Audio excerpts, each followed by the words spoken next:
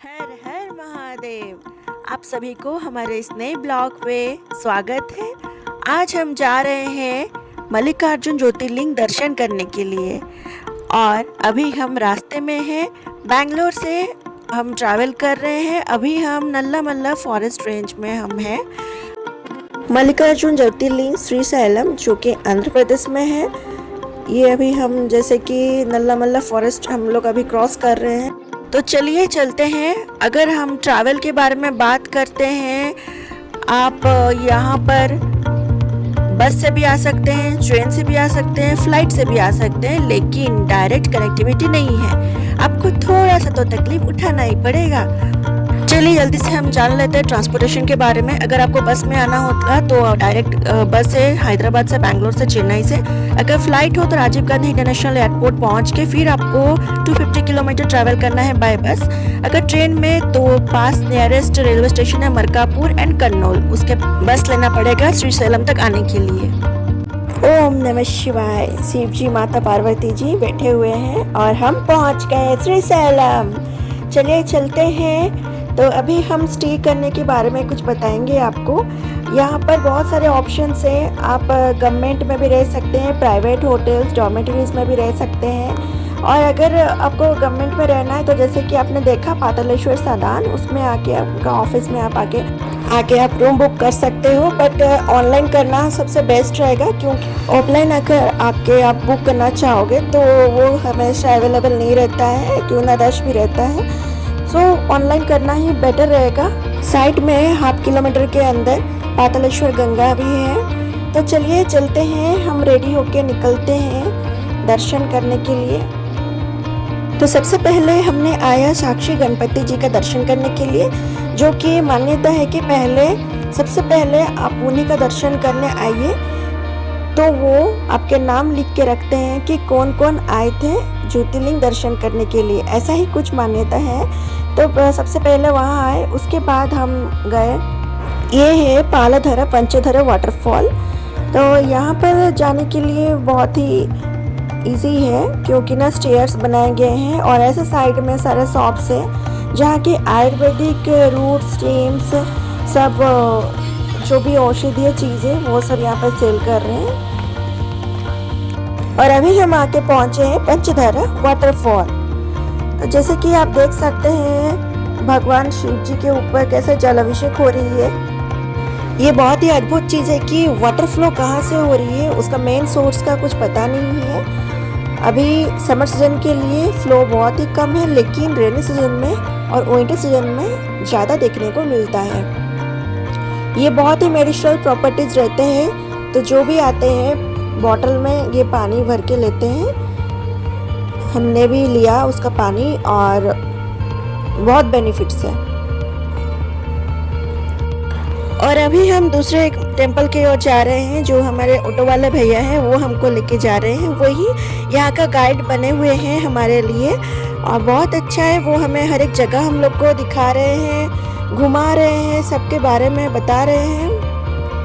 तो आपको local guide के हिसाब से जो भी ऑटो वाले मिलेंगे, अगर उनको हिंदी आती है तो वो बहुत ही ज़्यादा हेल्पफुल है, क्योंकि ना हाँ, लैंग्वेज भी यहाँ पर एक बहुत ही इम्पोर्टेंट प्ले रोल करता है। जबकि यहाँ पे लोग ज़्यादा तेलुगु भाषा में बात करते हैं, तो हिंदी और इंग्लिश उनको बहुत कम लोगों को समझ में आता है। ऑटो वाले भैया को हिंदी समझ में आता है, बोलना भी आता है।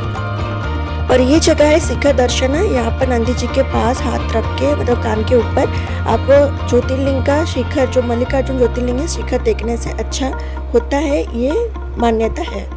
अब चलिए चलते हैं नेक्स्ट। हमें ऑटो वाला भैया कौन सा मंदिर लेके जाते, कौन सा नई जगह दिखाने वाले हैं। चलिए चलते हैं, देखते हैं। ये देखिए, यहाँ पर दर्शन कीजिए नंदी जी का, और कितना खूबसूरत जगह है। चारों तरफ पहाड़ों से घेरा हुआ है। ये है नल्ला मल्ला फॉरेस्ट। यहाँ पर ये फॉरेस्ट जैसे कि शाम के 7-8 बजे के बाद ये रास्ता सब बंद कर देते हैं।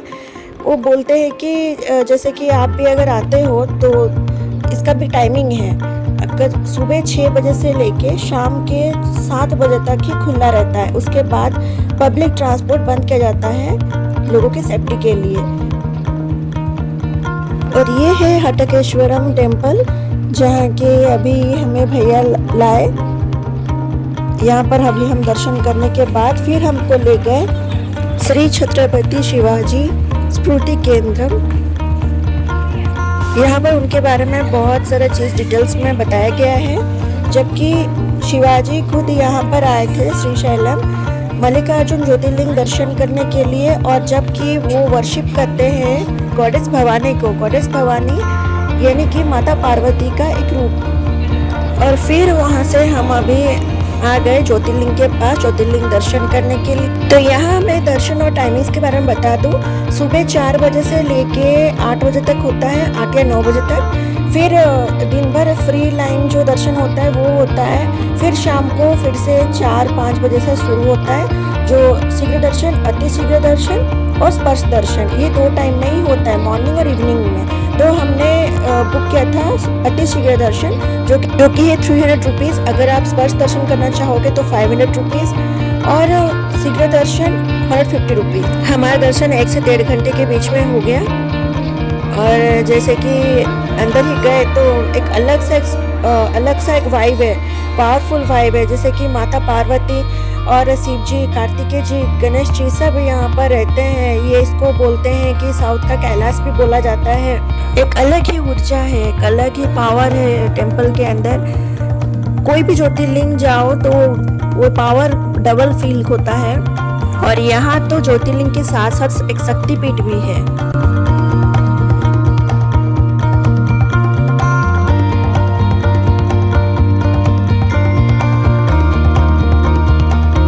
अभी हम बाहर की तरफ जो शॉप है वो सब एक्सप्लोर करेंगे। Mandatory things like fridge magnet, भगवान का फोटो, ये सारा चीज़ अभी खरीदना है। तो अभी हम आ गए हैं डिनर करने। यहाँ पर बहुत सारा ऑप्शंस है, मंदिर के आसपास ही बहुत सारे रेस्टोरेंट्स हैं, ढाबा है, आपको जैसे खाना है वैसे मिल जाएगा। आंध्रा क्यूजिन भी आप टेस्ट कर सकते हैं, इडली वड़ा डोसा वो सब भी, वरना राइस दाल रोटी वो सब भी आपको यहाँ पर अवेलेबल। ये था डे 1 का ब्लॉग। आपको कैसे लगा लाइक करना मत भूलिएगा। अब आएगा सेकंड पार्ट में डे 2 का। बहुत ही मिस्टीरियस चीज हम आपके सामने लाएंगे, उसके लिए पार्ट 2 देखिए। पार्ट 2 में हम आपको बहुत ही मिस्टीरियस केव दिखाएंगे जिसके अंदर से कितने मुश्किल से हम जाते हैं और दर्शन करते हैं शिव जी का। हमारा ये ब्लॉग कैसे लगा लाइक करने मत भूलिए। प्लीज सब्सक्राइब कीजिए अगर आप चैनल पर नए हैं। Thank you for watching.